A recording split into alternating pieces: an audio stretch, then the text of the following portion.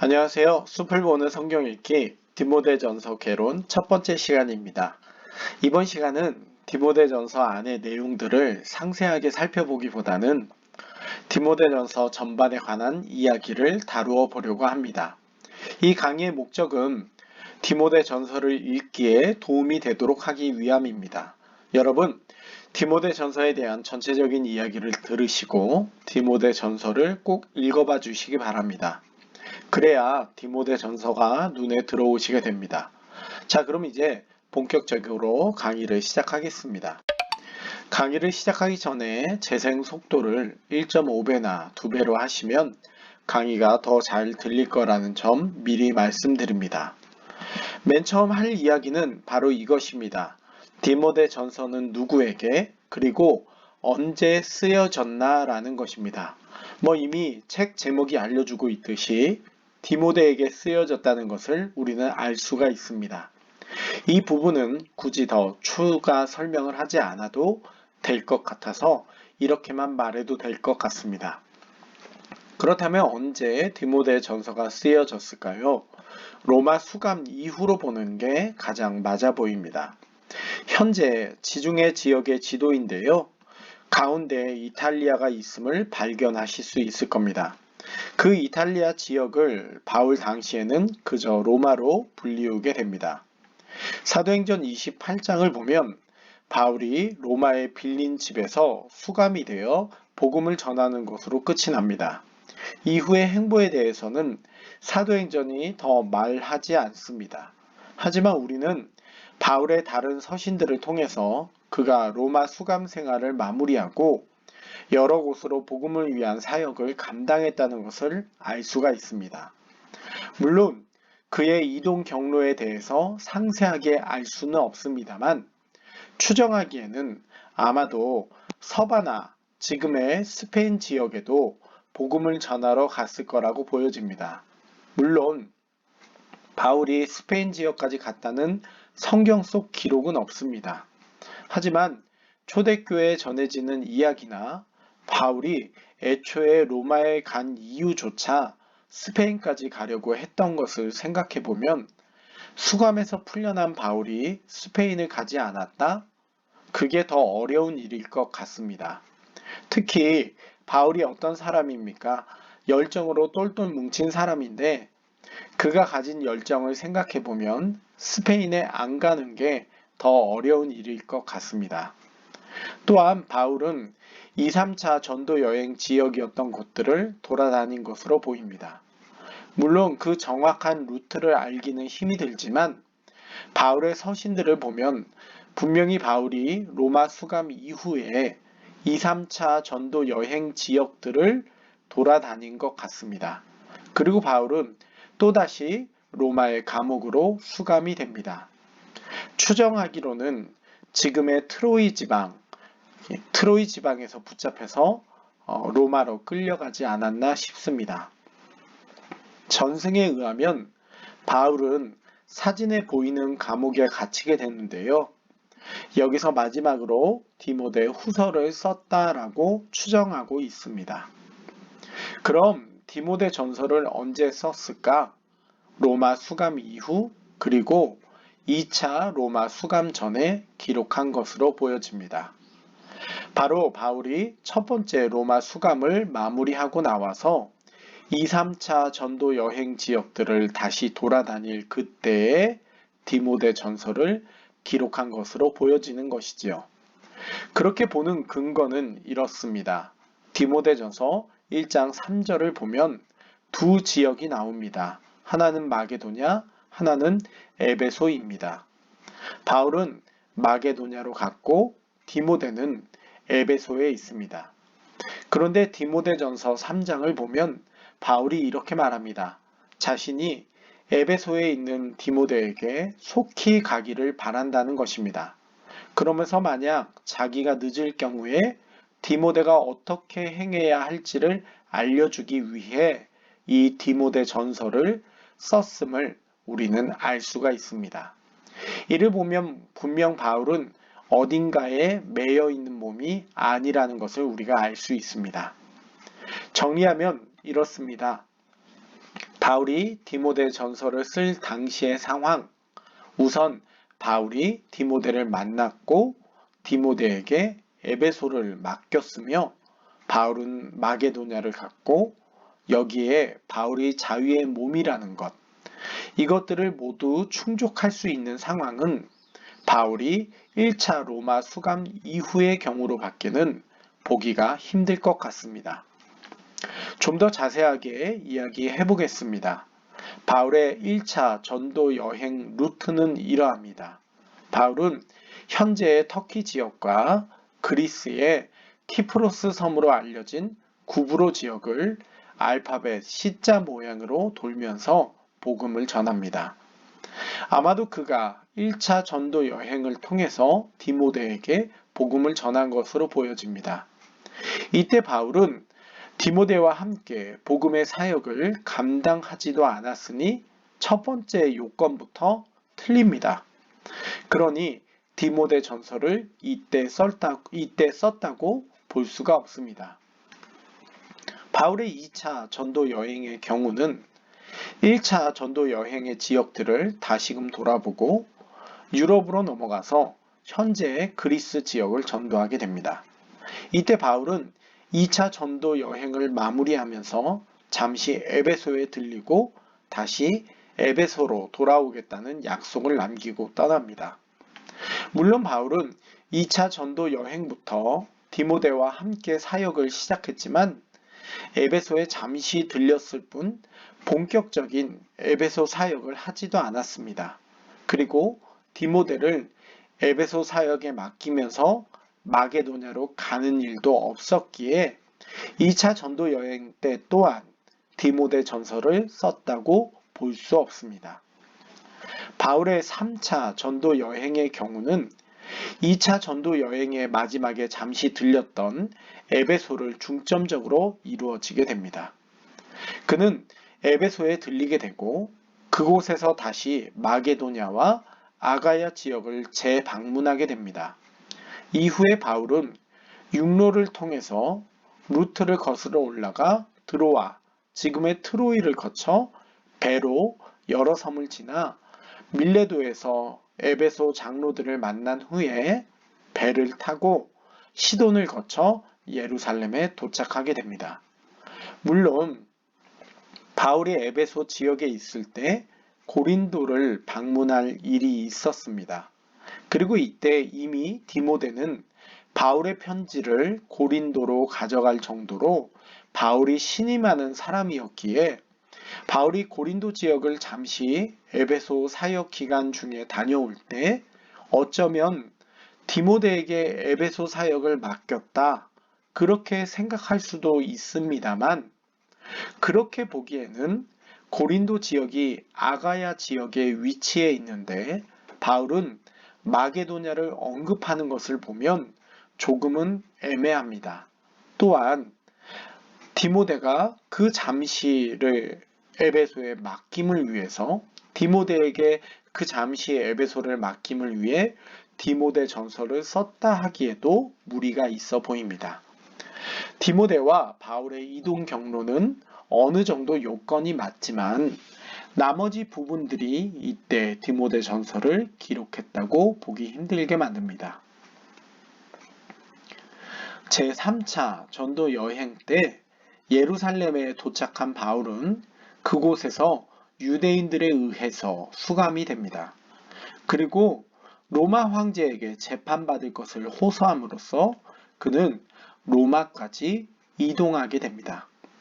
당연히 이때에도 디모데 전서의 상황과 맞지 않습니다. 그렇기 때문에 이때 디모데 전서를 썼다고 보기에 무리가 있는 것이죠. 결국 남는 것은 바울이 자유의 몸이라는 부분에 있어서 1차 수감 생활과 2차 수감 생활 사이에 있는 그 시기에 디모데 전서를 썼다고 자연스럽게 우리는 유추할 수가 있는 것입니다. 그렇다면 디모데 전서 당시 상황은 어떠할까요? 우리는 디모데 전서를 통해서 당시 에베소 교회의 상황을 엿볼 수가 있습니다. 이를 한마디로 요약하면 이렇게 말할 수 있습니다. 거짓 교훈. 아무래도 바울이 로마 수감 생활을 하는 등 에베소 교회를 떠난 지 오래되자 그곳에는 옳지 못한 잘못된 가르침들이 교회를 어지럽게 했던 것 같습니다. 특별히 그 거짓 교훈은 교회 밖의 문제가 아니라 교회 안의 문제로 보여집니다. 디모데전서를 이해하기 위해서 우리는 디모데전서가 쓰여질 그 당시의 에베소 교회 상황을 살펴봐야겠습니다. 바울이 에베소 교회에 있을 때 아무래도 거짓된 교훈을 말하는 이들이 있었던 것 같습니다. 그래서 바울은 그들을 쫓아내게 됩니다. 그 중에 몇몇의 이름들이 있는데 후메네오와 알렉산더, 빌레도입니다. 그들은 거짓된 교훈으로 사람들을 미혹하는 이단이었고 바울은 악성 종양과도 같은 그들을 출교시키게 됩니다. 그리고 이후에 바울은 디모데를 에베소 교회에 남겨두고 마게도냐로 떠나게 됩니다. 아무래도 바삐 교회들을 돌보던 바울이니 마게도냐의 교회들을 돌보기 위함이었을 것 같습니다. 이후에 세 번째로 바울은 에베소 교회로 다시 올 계획이 있었습니다. 바울이 마게도냐로 갔다고 해서 에베소로 돌아갈 생각이 없었던 것은 아닙니다. 우리는 여기서 바울이 디모데 전서를 쓸 당시에 자유의 몸이었다는 것을 짐작해 볼 수가 있습니다. 네 번째로 우리는 바울이 앞서 후메네오와 알렉산더 같은 이들을 쫓아냈지만 여전히 악성 종양처럼 자리를 잡은 채 거짓된 교훈을 가르치는 이들이 에베소 교회 안에 존재하고 있음을 알 수가 있습니다. 오늘 우리의 한국교회도 계속해서 이단들에 대한 경계를 하고 있지만 교회 안에 암적인 존재로 누구도 알아채지 못한 채 들어와 있는 그런 이단들이 많음을 생각해 본다면 충분히 에베소 교회의 상황을 우리가 이해할 수 있을 것 같습니다. 특히 바울이 디모데전서 마지막에 이렇게 기록을 하고 있음을 주의 깊게 봐야겠습니다. 디모데야, 망령되고 헛된 말과 거짓된 지식의 반론을 피함으로 내게 부탁한 것을 지키라. 이것을 따르는 사람들이 있어 믿음에서 벗어났느니라. 은혜가 너희와 함께 있을지어다. 평소에 바울의 서신을 보면 마지막에 길게 축복을 하거나 개인적인 인사를 나누는 등의 모습이 있는데 디모데에게 이단에 대한 경계를 하는 것으로 마무리하는 것을 보면 상당히 에베소 교회 안에 이단 문제가 심각했던 것은 아닌가라는 생각이 듭니다. 우리는 바울 서신에 일종의 패턴이 있음을 볼 수 있지만 그 패턴을 깨는 갈라디아에서도 바울이 심각하고 급한 상황에서 편지를 쓸 때는 그 패턴이 깨지는 것을 볼 수 있습니다. 그만큼 디모데가 목회를 하고 있는 에베소 교회의 상황이라는 것이 이단으로 인해서 이 거짓 교훈으로 인해서 심각했고 바울이 급하게 편지를 썼던 것이 아닌가 이런 생각을 하게 됩니다. 다섯 번째로 볼 것이 에베소 교회 안에 남녀 문제가 있었음을 볼 수가 있습니다. 물론 이 또한 거짓 교훈과 연관이 되어 있는 것이죠. 바울은 교회 안에 있는 과부가 된 여성들에 대해서 이렇게 이야기를 합니다. 이미 사탄에게 돌아간 자들도 있다라는 것입니다. 과부가 된 여성들 중에는 사탄에게 돌아간 자들도 있다는 거죠. 그런데 이 표현이 같은 디모데전서 1장 20절을 보면 후메네오와 알렉산더 이야기를 할 때 바로 거짓 교훈을 말한 자들을 바울이 출교했을 때 사탄에게 내주었다라고 표현을 합니다. 그런 걸 보면 아무래도 젊은 과부들 중에서도 출교당한 자들이 있다고 보게 되는 것이죠. 그리고 거짓된 교훈을 말한 후메네오와 알렉산더처럼 이 과부들 중에 이 거짓된 교훈을 받아 서로 간에 이렇게 밀접하게 연결되어 있음을 보게 됩니다. 바울은 디모데 전서를 쓸 때 보면 유독 교회 안에 지도자와 여성들에 대해서 언급을 계속하고 있습니다.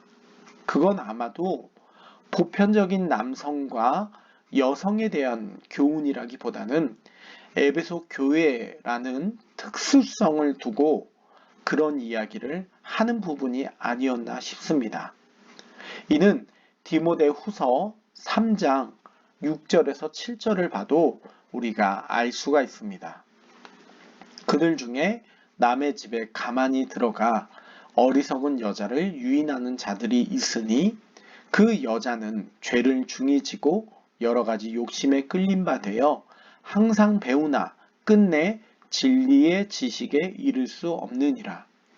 교회 내에 잘못된 가르침을 가지고 지도하는 이들이 있었고 이단이 있었고 이들이 젊은 과부 성도들에게 접근을 해서 잘못된 사상들을 가르치는 모습이 있었던 것으로 보여지는 것입니다. 그리고 이로 인해서 여러 문제들이 발생한 것이죠. 사실 바울은 고린도 전서에서 젊은 과부에게 이왕이면 재혼하지 말고 혼자서 살아가는 게 좋다 이런 식으로 말을 합니다. 그런데 디모데 전서에서는 젊은 과부에 대해서 그 반대의 의견을 보이지요. 결혼하는 게 좋다라는 겁니다. 아무래도 에베소 교회 안에 그런 혼란스러운 분위기가 이 젊은 과부 여성들이 이단에 넘어가게 되고 또 그로 인해 교회를 시끄럽게 하는 모습이 분명히 있었을 것 같고 이런 부분 때문에 바울이 디모데 전서를 통해 여성들에 대해서 언급하는 부분이 나오게 되지 않았나 싶습니다. 앞서 말씀드린 것처럼 일반적으로 남자와 여자에 대한 어떤 가르침이라기보다는 거짓 교훈을 전하는 이들과 그것에 동조되어 발맞추어가는 이들이 있기에 바울이 경계로서 디모데 전서 안에서 여러 말을 했던 것으로 보여집니다. 디모데 전서가 쓰여질 당시 에베소 교회 안에 일어난 문제들은 외부의 것이 아니라 내부의 것임을 볼 수 있는데 이에 대해서 고든 피와 더글라스의 의견은 참고할 만합니다. 한번 보시고 확인해 보시면 될 것 같습니다. 결국 우리는 디모데 전서가 왜 쓰여졌는지를 정리할 수 있습니다. 디모데가 사역하고 있는 에베소 교회 안에 거짓 교훈들이 있었고 이것이 교회를 혼란스럽게 만들고 있었기 때문입니다. 지금의 이단 문제와 똑같은 것입니다. 지금도 이단들이 교회에 침투해서 거짓 교훈을 퍼뜨리기 위해 혈안이 되고 있지 않습니까? 에베소 교회에 그런 문제들이 있었던 것이죠. 그럼 에베소 교회는 이단 문제들을 이후에 잘 대처했을까? 저는 그랬다라고 봅니다. 요한계시록 2장 2절을 보면 예수님께서 에베소 교회에 대해서 평가하실 때 거짓 사도들에 대한 분별함을 칭찬하십니다. 그런 것을 보면 바울의 편지 디모데 전후서 이후에 디모데가 목회를 잘 하지 않았을까? 그리고 그 이후에도 목회를 제대로 해나가지 않았을까? 그런 생각을 하게 됩니다. 이제 그럼 그 당시 에베소 교회 안에 있었던 거짓 교훈, 이단들은 어떤 특징을 가지고 있었을까? 이 부분에 대해서는 다음 강의 때 언급하겠습니다. 여러분 긴 시간 동안 강의 들어주셔서 감사합니다. 구독과 좋아요 부탁드립니다. 샬롬.